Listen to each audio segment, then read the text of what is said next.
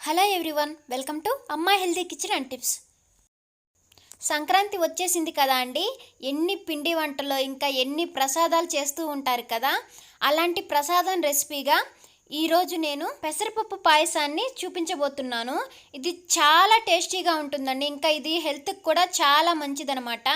పిల్లల నుంచి పెద్దవాళ్ళ దాకా ప్రతి ఒక్కరూ తినొచ్చు. మీరు ఈ సంక్రాంతికి ఈ ప్రసాదం చేసి చూడండి, నిజంగా చాలా టేస్టీగా ఉంటుంది. మరైతే ఈ హెల్దీ పెసరపప్పు పాయసాన్ని ఏ విధంగా చేసుకోవాలనేది ఇప్పుడు చూసేద్దాం. ముందుగా స్టవ్ మీద ప్యాన్ పెట్టుకొని అందులో 1 కప్పు పెసరపప్పుని యాడ్ చేసుకోవాలి. ఇప్పుడు మంటని మీడియం ఫ్లేమ్లో పెట్టుకొని వీటిని దోరగా ఫ్రై చేసుకోవాలి. ఈ విధంగా బాగా ఫ్రై అయ్యాక ఇప్పుడు మనం తీసి ఒక కుక్కర్లోకి యాడ్ చేసుకోవాలి.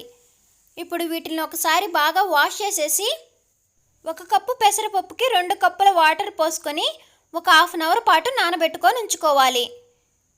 హాఫ్ అన్ అవర్ తర్వాత పప్పు అనేది బాగా నానిపోయి ఉంటుందండి. ఇప్పుడు మనం మూత పెట్టేసి ఒక 2 విజిల్స్ వచ్చే వరకు కుక్ చేసుకోవాలి. 2 విజిల్స్ వచ్చాక స్టవ్ ఆఫ్ చేసుకొని ఈ విధంగా ప్రెషర్ అంతా తీసేయాలి. చూడండి, పప్పు అనేది బాగా కుక్ అయిపోయింది.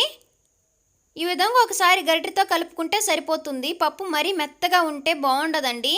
కాబట్టి ఈ విధంగా పలుకులు ఉండేటట్లే ఉడికించుకోండి. ఇప్పుడు స్టవ్ మీద ప్యాన్ పెట్టుకొని 1 టేబుల్ స్పూన్ నెయ్యిని యాడ్ చేసుకోవాలి. నెయ్యి వేడెక్కాక ఇందులో కొద్దిగా జీడిపప్పును యాడ్ చేసుకొని దోరగా లో ఫ్లేమ్లో ఫ్రై చేసుకోవాలి. ఇవి కొద్దిగా ఫ్రై అయ్యాక ఇందులో కిస్మిస్ని కూడా యాడ్ చేసుకొని గోల్డెన్ బ్రౌన్ కలర్ వచ్చాక మనం తీసుకొని ఒక ప్లేట్లోకి ఉంచుకోవాలి. నెక్స్ట్ వచ్చేసి స్టవ్ మీద పాలు పెట్టుకొని ఈ విధంగా 2 పొంగులు వచ్చాక మనం స్టవ్ ఆఫ్ చేసుకొని పక్కన ఉంచుకోవాలి. ఇప్పుడు మనం ఇందాక ఫ్రై చేసి పెట్టుకున్నాం కదా జీడిపప్పు, అదే ప్యాన్లో 1 కప్పు పెసరపప్పుకి 1 కప్పు బెల్లం అయితే సరిపోతుందండి. ఇందులోనే హాఫ్ కప్ వాటర్ కూడా యాడ్ చేసుకొని బెల్లం అనేది బాగా కరిగే వరకు లో ఫ్లేమ్లో పెట్టుకొని కుక్ చేసుకోవాలి. బెల్లంలో ఏమన్నా నలకలు ఉన్నాయి అనిపిస్తే మీరు ఒకసారి ఫిల్టర్ చేసుకోవచ్చండి.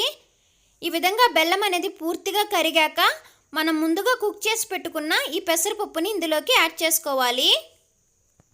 ఇందులోనే 1/2 టేబుల్ స్పూన్ ఇలాచీ పౌడర్ కూడా యాడ్ చేసుకొని ఇప్పుడు వీటన్నిటిని బాగా కలుపుకోవాలి.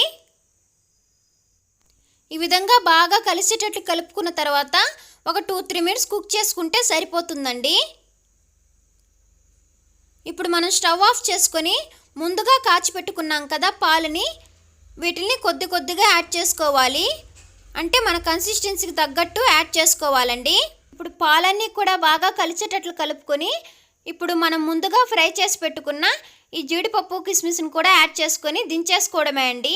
పాలనేటివి ఈ విధంగా స్టవ్ ఆఫ్ చేసుకొని వేసుకోవడం వల్ల పాలనేవి ఇరిగిపోకుండా ఉంటాయండి. అంతేనండి, ఎంతో టేస్టీగా ఉండే పెసరపప్పు పాయసం రెడీ అయిపోయింది. ఈ సంక్రాంతికి ప్రసాదంగా ఇలా చేసి చూడండి, చాలా బాగుంటుంది. మరైతే ఈ రెసిపీ మీకు నచ్చినట్లయితే ప్లీజ్ లైక్ చేసి సబ్స్క్రైబ్ చేసుకోండి.